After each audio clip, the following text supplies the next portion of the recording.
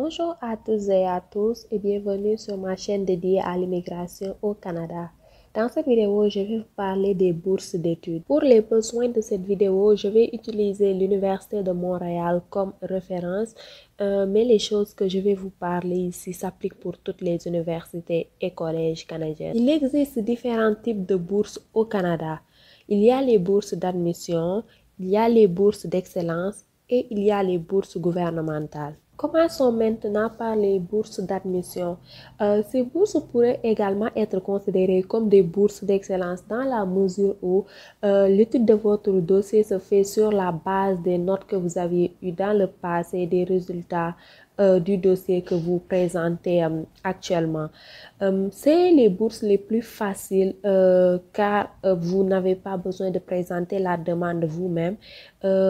L'université, le régistariat analyse directement votre dossier pour la qualification de ces bourses. Dès que vous demandez, vous présentez votre demande pour un programme particulier, que ce soit dans une université ou bien dans un collège, peu importe l'endroit au Canada. Il y en a deux catégories. Les admis de la mention d'excellence qui ont en général des notes de niveau A+, en général, si je fais l'équivalent, ce serait entre une moyenne de 17 et plus. Et il y a les autres, les boursiers d'honneur qui se retrouvent dans la zone de moyenne entre 16 et 17. Mais ça dépend également de la destination où vous allez, de l'université en question. En général, également, c'est des montants fixes que vous pouvez avoir. Mais depuis COVID, les universités en général sont assez généreux. Comme dans ce cas-là, il y a l'Université de Montréal qui offre même une exemption des droits de scolarité supplémentaires comme une bourse d'admission. C'est énorme. Si on prend par exemple un étudiant étranger, il a à peu près 17 000 $ de droits de scolarité supplémentaires par année. Donc, s'il a cette exemption-là, c'est comme s'il payait le même coût, les mêmes frais de scolarité qu'un étudiant québécois qui est de l'ordre de 4 000 $, voire moins, dépendamment de l'université aussi par année. Donc, comme on le voit ici en exemple, pour obtenir cette bourse d'exemption, il faut juste avoir déposé sa demande et après, c'est l'équipe d'étude des dossiers qui va voir si vous vous qualifiez à cette bourse et par la suite, il faut juste être inscrite à temps plein dans le programme que vous avez choisi et avoir un permis d'études valide. Donc, si vous obtenez cette bourse d'admission, vous pouvez l'utiliser également, mettre la lettre de la bourse d'admission que vous avez dans l'épreuve de capacité financière. Par contre, pour certaines universités comme l'Université de Laval, il n'y a pas tant que ça des bourses d'admission, mais il y a une possibilité de déposer en tant que nouvel étudiant, nouvellement admis, une demande de bourse d'excellence. Et ça peut être avantageux. Les montants peuvent commencer à partir de 1 500 $, qui est un bon montant. Donc, pour les étudiants qui s'en vont à l'Université de Laval, ce serait aussi une bonne chose de présenter une demande pour ces bourses-là. Maintenant, nous allons parler des bourses d'excellence dont je vous ai mentionné plus haut dans cette vidéo. Si nous restons toujours à l'Université de Montréal, pour trouver cette page, vous allez juste sur les aides financières, les bourses d'études, que ce soit au niveau de futurs étudiants ou d'étudiants actuels, ça va vous ramener à la même page. Il faut également que vous fassiez un filtre parce qu'en temps normal, il y a énormément de bourses pour vous retrouver plus facilement et gérer votre temps.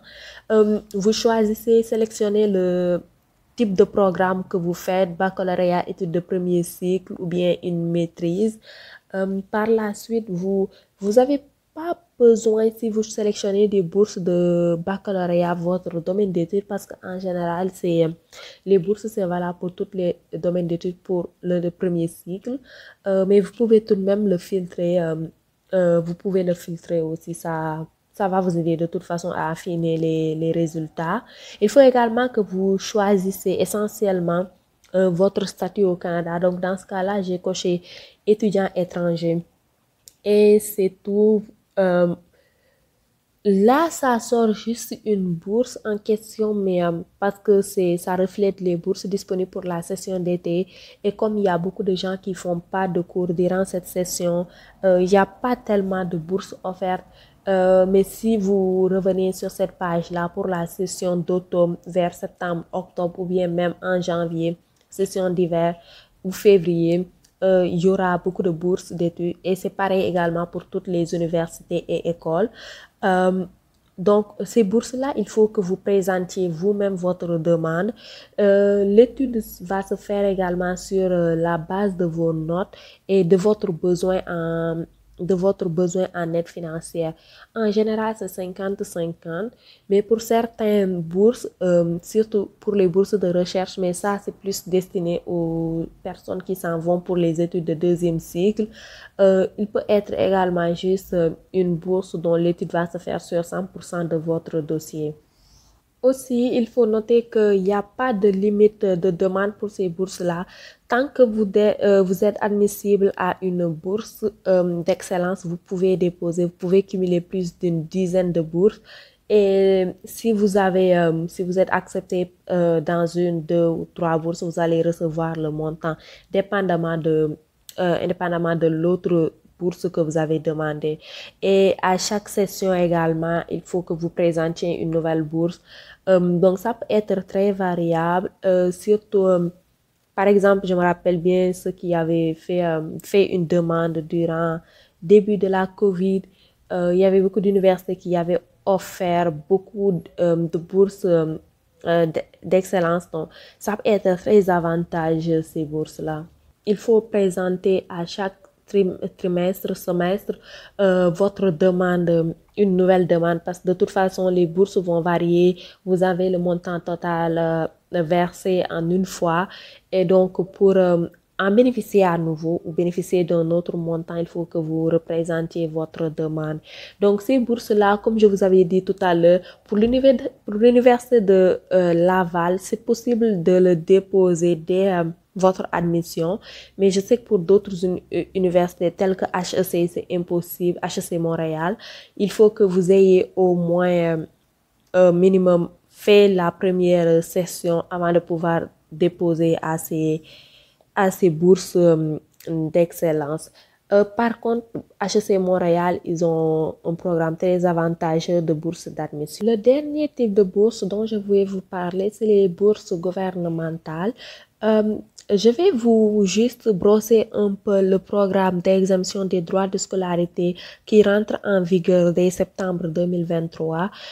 Donc, c'est pour les domaines de formation cités ci-dessus, le domaine de la technologie de l'information, le domaine du génie, le domaine de la santé et des services sociaux, le domaine de l'éducation et les services de garde éducatifs à l'enfance. Aussi, si vous comptez étudier dans ces domaines-là en septembre 2022 pour un programme de plus d'une année, peut-être juste revérifier l'année prochaine si vous seriez admissible à une réduction de vos frais de scolarité, parce que je sais que le programme n'est pas rétrospectif, mais si vous le faites et vous devez payer l'année prochaine des droits de scolarité, certainement vous pourriez peut-être avoir droit à ces droits de scolarité. La bourse gouvernementale la plus connue, je pense, c'est la bourse d'exemption des droits de scolarité de votre pays d'origine avec le Québec. C'est un partenariat.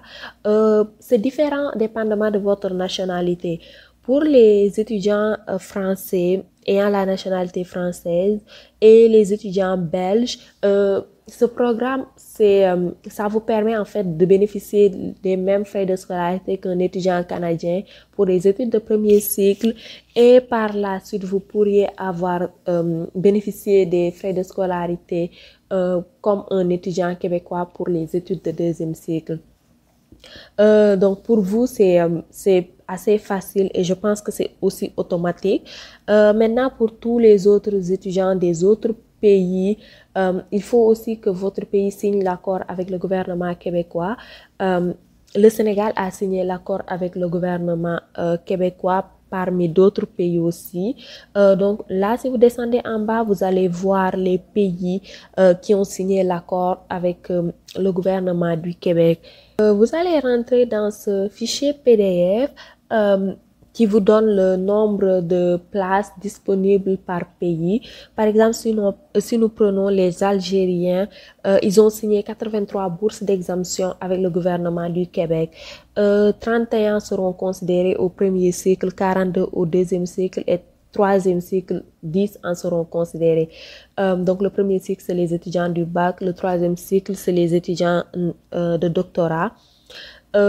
Donc, ça veut dire que le gouvernement algérien peut autoriser 31 de leurs citoyens à bénéficier de cette bourse s'ils s'en vont pour des études de premier cycle. Si nous descendons, on voit que le Mali en dispose de 16, le Niger de 14 et le Sénégal en bénéficie de 52 par année.